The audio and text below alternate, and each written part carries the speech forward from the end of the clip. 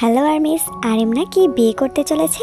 এটা নিয়ে তো 2 দিন ধরে আর্মিদের মাঝে অনেক ডিবেট হচ্ছে। তো চলো আসল ব্যাপারটা কি লাইভের বাংলা এক্সপ্লেনেশনের মাধ্যমে জানা যাক, এবং লাইভের শেষে কিছু গুরুত্বপূর্ণ কথা আছে, তাই অবশ্যই ভিডিওটি শেষ পর্যন্ত দেখবে। লাইভের শুরুতে আরেম সবসময়ের মতো আর্মিসদের হ্যালো বলে আমি কাজ করছিলাম, তারপর বোর লাগায় লাইভ অন করলাম। আমি এখনো খাইনি, একদমই খাইনি, তোমাদের খুব মিস করছি, কিছুই করার ছিল না, আর আমি কাজেও আছি। হ্যাঁ, আগামী বছর সান ফ্রান্সিসকোতে আমি এক্সিবিশন করব।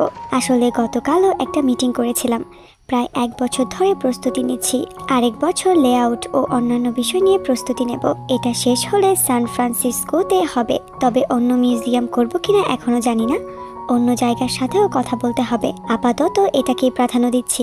হ্যাঁ, ট্রান্সলেশন ভালো কাজ করছে, তোমরাও এখন কোরিয়ান শিখে ফেলেছো, খুব ভালো। এখানে আমি বলে রাখি, যাদের ওয়েভার্স অ্যাপে মেম্বারশিপ আছে তাদের জন্য ওয়েভার্স একটা আপডেট এনেছে। সেটা হলো তুমি যে ভাষায় লিখো না কেন তার ট্রান্সলেট হয়ে বিটিএস মেম্বারদের কাছে কোরিয়ান ভাষায় যাবে, যাতে তাদের পড়তে সুবিধা হয়। সেটাই আর কি আরেম বলছিল। পরে বলে আমি আজ একদমই কিছু খাইনি, একবেলাও না। কমেন্ট অনুবাদ ভালোই হচ্ছে। এখন আমার ওজন 71 কেজি, অন্য মেম্বারও ওজন কমাচ্ছে। আমি অনেক ট্রেনিং করি, অনেক দৌড়াই, তোমাদের খুব মিস করছিলাম। আজ চুসক বলে কিছুই করার ছিল না, আমি ক্যাফেতে বই পড়ছিলাম। তোমাদের বইটা দেখাই, জাপানিজ ওয়েট এ মিনিট, ছোট একটা গল্প সংকলন, কিন্তু দারুণ মজার। ভাইরে, আরেম এখানেও আর্মিতে ছাড়বে না, পড়ালেখা করাবে। পরে বলে হ্যাঁ, সান ফ্রান্সিসকোতে আমি আর্ট মিউজিয়ামে যাব, একটা ট্যুর করার পরিকল্পনাও করছি, যদিও নিশ্চিত না। আমি ডুওলিঙ্গো ডাউনলোড করেছি, আমার জাপানিজ আগের চেয়ে ভালো হচ্ছে মনে হচ্ছে। মানে ডুওলিঙ্গো হচ্ছে একটা অ্যাপ যেখানে তোমরা বিভিন্ন দেশের ভাষা শিখতে পারো। তারপর আরেম বলে আজ ক্যামেরা ঠিক করছি, একটু অদ্ভুত লাগছে, ট্রাইপডটা ঠিকভাবে সেট করতে পারছি না। জাপানিজে আমার জাপানিজ 50-50। পরে কমেন্ট, অ্যানিমে দেখো?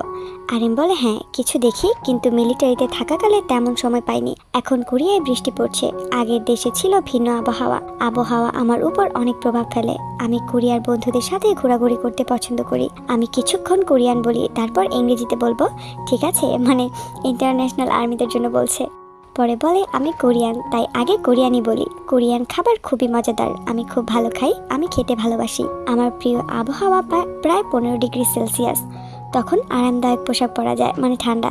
পরে বলে আসলে আমি চুলটা ঠিকভাবে রং করতে পারিনি, এটা এখন ময়লার ব্লন্ডের মতো লাগছে। পরে বলে কিন্তু আসলে অন্য রং হওয়ার কথা ছিল, রংটা 3 দিনের মধ্যেই ফিকে হয়ে গেছে। পরে বলে জিমে যাওয়া চালিয়ে যাব, কিভাবে? অফিসের কাজ করলে কষ্ট হয়, কিন্তু আমি মিউজিক করি বলে একটু সময় পাই। কমেন্ট, ওজন কমাবো কিভাবে? আরেম বলে আমি এখন ওজন কমাচ্ছি, একটু কম খাই। চিনি খেলে হবে না কেন? ওজন কমাতে চাও? কারণ দেখতে ভালো লাগে। পরে আরেম বলে আমি সাধারণত রাত 3টের দিকে ঘুমায় যাই, এই দিনগুলোতে আমি ChatGPT আড্ডা দিই। রাত 2টার দিকে সবসময় একটু নার্ভাস লাগে, আমার জীবনটা একদম প্যাঁচার মতো, মানে প্যাঁচা যেমন রাত জাগে সেরকম আর কি। পরে বলে আমি চেষ্টা করি সকাল 11টার দিকে ওঠার, আর সেই চেষ্টাতেই সারা রাত জেগে থাকি। ঘুমের দরকার হলে সংবেদনশীল থাকা সত্যিই কঠিন, এমনকি এসির শব্দ আমাকে জাগিয়ে রাখে।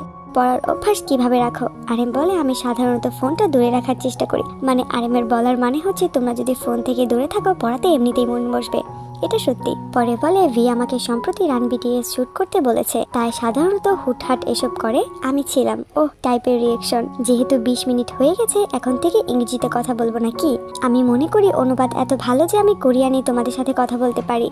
পরে আরেম বলে আমি ভাবছি একটু ওয়ার্কআউট করব, তারপর বার্গার খাবো। এই দিনগুলোর মধ্যে সবচেয়ে প্রিয় জিনিস সম্ভবত ওয়ার্কআউট, কিন্তু মাঝে মাঝে মন খারাপ লাগে। একাকিত্ব খুব ভালোভাবে সামলাতে পারি না, বয়স বাড়ার সঙ্গে সঙ্গে বন্ধু বান্ধবের কাছাকাছি থাকতে মন চায়। আমি একা থাকছি অনেকদিন, তবু পুরোপুরি পরিণত হতে পারিনি। একা সময় কাটানোর মধ্যে একটু সমস্যা আছে মনে হয়, হয়তো এই কারণেই মানুষ বিয়ে করে, পরিবার গড়ে তোলে, সন্তান লালন পালন করে আর পরিবার তৈরি করে। মানে আমি এখনই বিয়ে করতে চাই এমন না, আমার মা বাবা অনেক বছর ধরে একসাথে আছেন, এটা দেখি অনেক কিছু শেখা যায়। ছোটবেলায় আমি মা বাবাকে বলেছিলাম আমি বিয়ে করব, কিন্তু এখন আমি ইতিমধ্যেই 32 বছর বয়সী হয়ে গেছি। আজকাল সবাই সম্পর্কের পেছনে ছুটে, কিন্তু সত্যি বলতে অনেক চাপ আসে, বিশেষ করে সোশ্যাল মিডিয়ার প্রভাব। আমি শুধু ভাবি নিজের মতো করে বাঁচাই সবচেয়ে ভালো। আমি একা, তাই এই ভাবনাগুলো নিজের সঙ্গে ভাগ করছি। ঠিক জানি না আমি ভবিষ্যতে সন্তান চাই কিনা। বাচ্চা বড় করা মানেই অনেক দায়িত্ব। যদি আমার মতো একটা বাচ্চা হয়, ওহ জানি না, হয়তো ভালো লাগবে, আবার হয়তো না। কোরিয়াতে আমাদের মনে রাখতে হয় যে বিয়ে শুধুমাত্র একটা অপশন, এখানে সবাই তো বয়স্ক, তাই না? তাই বিয়ে করা এখন আর এত গুরুত্বপূর্ণ না, চলো সবাই একসাথে বুড়ো হই। হ্যাঁ, তো আমি যদি তোমাদের একটু বুঝাই বলি, অনেকের ব্যাপারটা নিয়ে কনফিউশন আছে যে আরিম নাকি লাইভে বলছে যে আরিম বিয়ে করতে চায়। তো নামজন বিয়ে নিয়ে যেটা বলেছে, আমি যদি সহজ ভাষায় বলি, মানে আরিম বলতে চেয়েছে যখন কেউ নিজের সঙ্গে ভালোভাবে সময় কাটাতে পারে না, অসুবিধা বোধ করে, লনলি ফিল করে, তখন মানুষ বিয়ে করে। কারণ জীবনে এক পর্যায়ে এমন একটা মানুষ আসে যখন সেই মানুষটা একজন বন্ধুর খুঁজে যার সঙ্গে সারাটা জীবন কাটাতে পারবে।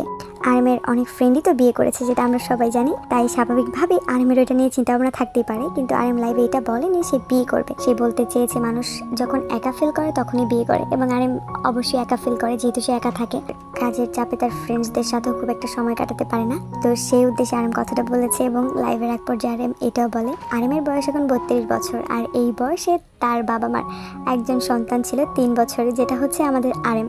তো এতে কনফিউশনে কিছু নেই। আর হ্যাঁ, কিছু গুরুত্বপূর্ণ কথা যে আমাদের প্রস্তুত থাকা উচিত, কারণ সকল বিটিএস মেম্বারদের বিয়ের পূর্ণ বয়স হয়ে গেছে। বাংলাদেশি এই জন্য যে একটু বেশি হয়ে গেছে, তবে হ্যাঁ কোরিয়ান এই জন্য যে ঠিক আছে, কোরিয়ানরা 35-40 বছরের মধ্যেও বিয়ে করে। তো আমাদের প্রস্তুত থাকা উচিত, কোনো নেগেটিভ কমেন্ট না করি, এবং অ্যাজ আ ফ্যান তাদের সবসময় অলওয়েজ, তারা ম্যারিড হোক বা আনম্যারিড, তাদের সাপোর্ট করবো অলওয়েজ। কারণ দেখো, এটা হচ্ছে প্রকৃতির নিয়ম, এখন তাদের বয়স হয়েছে, তারা বিয়ে করবে, এগুলো নিয়ে ভাববে, এটাই স্বাভাবিক।